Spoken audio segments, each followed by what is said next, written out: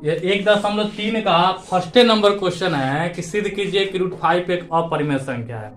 तो सबसे पहले हम लोग जानेंगे कि आखिर ये अपरिमेय और परिमेय क्या है। ठीक है, तो अपरिमेय है यहाँ पर √5, लेकिन परिमेय कब हो जाता है? तो यही जो है कि याद रखना है, ध्यान में रखना है, जो रूट से बाहर चले जाए वो परिमेय हो जाता है। जैसे मान लेते हैं √1 करते हैं, यहाँ पर कुछ जो है कि बताने के लिए हम समझा रहे हैं, यहाँ पर समझा रहे हैं। तो √1 है, तो √1 का जैसे जान लीजिए कि रूट के अंदर यदि कोई नंबर आ जाता है तो समझ जाना है कि उसका वर्गमूल निकालना है। क्या निकालना है? वर्गमूल निकालना है। जब रूट के अंदर आ जाए कोई भी नंबर तो उसका सीधे आंख बंद करके जानना है कि रूट ही निकालना है, यानी वर्गमूल ही निकालना है। समझ में आ रहा है? तो अब देखेंगे √1 है, तो √1 का वर्गमूल निकालते हैं ना, तो दूसरा कुछ नहीं आता, 1 ही आता है। ठीक है, तो √1 का वर्गमूल 1 आ जाएगा। √2 का वर्गमूल जब निकालेंगे ना, तो √2 का वर्गमूल पॉइंट्स में आ जाता है।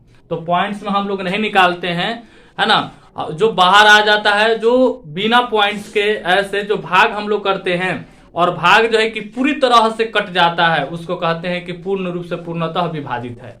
जो भाग देते हैं पूर्ण रूप से नहीं कटता है तो उसको कहते हैं पूर्णतः विभाजित नहीं है। ठीक उसी प्रकार से ये भी है, भाग भी देते हैं तो भाग भी दशमलव में भी कट ही जाता है, लेकिन कहने का मतलब है कि पूर्णतः विभाजित कब होता है? जब कट जाए पूरा, है ना। तो अब देखेंगे इसमें भी उसी प्रकार से ये पॉइंट्स में तो आएगा, लेकिन कहने का मतलब ये अपरिमेय हो जाएगा। क्या हो जाएगा?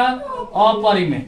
लेकिन यहाँ पर √1 का वर्गमूल निकल गया तो 1 हो गया, तो इसको हम लोग परिमेय कह सकते हैं। ये रूट के अंदर 1 भी रहेगा तब, या रूट के बाहर रहेगा तब, इसको 1 कह सकते हैं, परिमेय है। ठीक है, अब यहाँ पे आएंगे √3, तो √3 का भी वर्गमूल निकालेंगे ना, तो ये भी जो है कि हमारा पॉइंट्स में चला जाता है। ठीक है, तो ये भी हमारा अपरिमेय हो जाएगा। और √4 आएंगे तो देखेंगे, तो इसका वर्गमूल निकालेंगे ना तो 2 हो जाएगा। √4 का वर्गमूल निकालेंगे तो क्या हो जाएगा? 2 हो जाएगा। तो ये √4 भी कह सकते हैं कि परिमेय है। ठीक है, और यहाँ पर 2 भी परिमेय है। ठीक है, यानी कि दोनों कह सकते हैं। कहने का मतलब कि इसी का रूप जो है कि 2 आया है, इसीलिए ये दोनों क्या हो जाएगा? परिमेय हो जाएगा। √5 क्या है? √5 का वर्गमूल निकालेंगे तो फिर हम लोग का कहाँ चला जाता है? पॉइंट्स में चला जाता है। √6 का भी, √7 का भी, √8 का भी। ठीक है, √9 का वर्गमूल निकल जाता है। √9 का वर्गमूल निकालेंगे तो कितना हो जाएगा? 3 हो जाएगा। तो इसको क्या कह सकते? √9 का वर्गमूल निकाल देते हैं तो कितना हो जाता है? 3 हो जाता है। तो ये क्या हो जाएगा? परिमेय हो जाएगा। ठीक है, उसी तरह से यदि √10 है, √11 है, √12 है, √13 है, 14 है, 15 है, 15 तक जाएंगे तो उसका वर्गमूल नहीं निकल पाता है, यानी निकलता है तो पॉइंट्स में निकलता है। तो √16 जब आ जाता है, यानी √16 आ जाता है, तो वो क्या हो जाता है? परिमेय हो जाता है, जिसका वर्गमूल हम लोग का 4 निकल करके आ जाता है। ठीक है, इसी पर आधारित ये क्वेश्चन है कि √5 क्या है, जो कि यहाँ पर हम बता दिए √5 क्या है। √5 क्या है? अपरिमेय संख्या है। तो इसी अपरिमेय संख्या को सिद्ध करके बताना है कि आखिर ये अपरिमेय संख्या किस तरह से है, कैसे है। ठीक है, 5 को हमको प्रूफ करके बताना है कि यानी √5 कैसे अपरिमेय संख्या है। ठीक है, अब चलिए ध्यान दीजिए। तो लिखेंगे सबसे पहले, प्रूफ करने के लिए सबसे पहले जो है कि परिमेय मान लेते हैं। ठीक है, तो लिखेंगे माना कि √5 एक परिमेय संख्या है। अपरिमेय है लेकिन मान लिए हैं क्या चीज? परिमेय मान लिए, परिमेय संख्या है। ठीक है, मान लिए कि माना कि √5 एक परिमेय संख्या। अब हम लोग क्या करेंगे ना, इसको √5 को p/q के रूप में हम लोग जानते हैं, जो भिन्न होता है p के रूप में जो होता है वो उसको परिमेय संख्या कहते हैं। तो वही चीज यहाँ पर हम लोग को लिखना है। √5 इक्वल हो जाएगा p/q, जो कि p/q के रूप में होता है, वो क्या होता है? परिमेय होता है। तो इसीलिए हम लोग परिमेय तो यहाँ पर माने हैं, इसीलिए p/q यहाँ पर भी हम लोग क्या करेंगे? मानेंगे। तो यहाँ पर क्या हो जाएगा? बाटा में है, इधर p/q के रूप में, इधर p/q के रूप में नहीं है, तो हम लोग क्या करेंगे? /1 कर देंगे। ठीक है, अब क्या करेंगे? तिरछा तिरछी गुना कर लेंगे, तो ये क्या हो जाएगा? √5q इक्वल हो जाएगा p, या p इक्वल √5q कर सकते हैं। ठीक है, अब क्या करेंगे? इसके आगे लिखेंगे दोनों ओर वर्ग करने पर। क्या लिखेंगे? दोनों ओर वर्ग करने पर। चलिए यहाँ पे लिखेंगे दोनों ओर वर्ग करने पर। दोनों ओर वर्ग करने पर, तो दोनों ओर वर्ग करेंगे तो ये क्या हो जाएगा, √5q का स्क्वायर बराबर हो जाएगा p का स्क्वायर।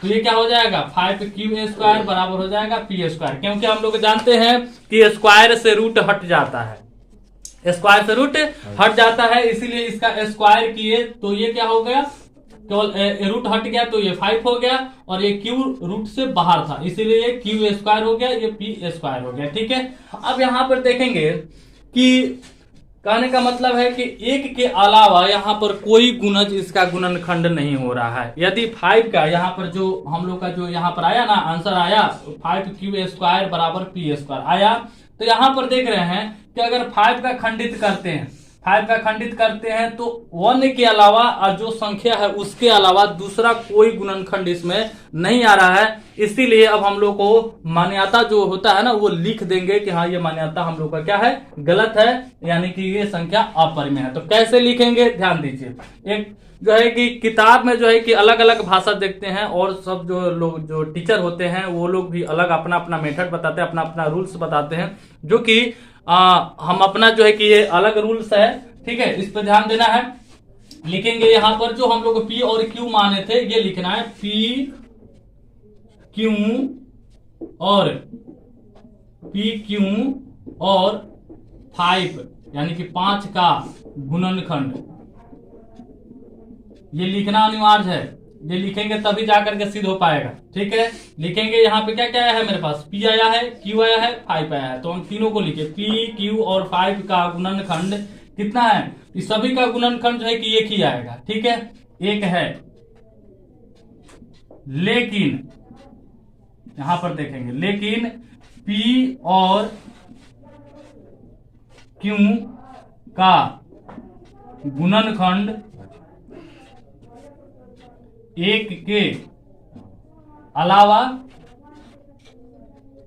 या अतिरिक्त लिख सकते हैं, अलावा, लेकिन p और q का गुणनखंड एक के अलावा दूसरा नहीं है,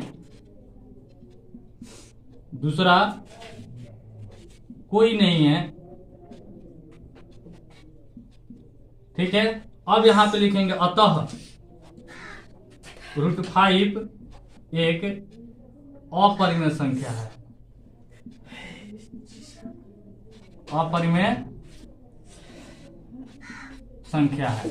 ठीक है, जो कि यहां पर हम लोग को देखने को मिल रहा है कि p का, q का और 5 का तीनों का हम लोग गुणनखंड किए हैं, तो एक के अलावा दूसरा कोई गुणनखंड नहीं आ रहा है, यही इसीलिए ये चीज हम लिखे हैं कि p, q और 5 का गुणनखंड एक है, लेकिन p और q का गुणनखंड एक के अलावा दूसरा कोई नहीं है, यानी कि एक के अलावा p और q का एक के अलावा दूसरा कोई गुणनखंड, यानी कि इसका गुणज कुछ है ही नहीं, इसीलिए हम लिख दिए कि दूसरा कोई नहीं है, अतः हमारा क्या हो गया, मान्यता गलत है, ये भी इसमें लिख सकते हैं, कोई दिक्कत नहीं है। ठीक है, तो अतः क्या हो जाएगा, √5 एक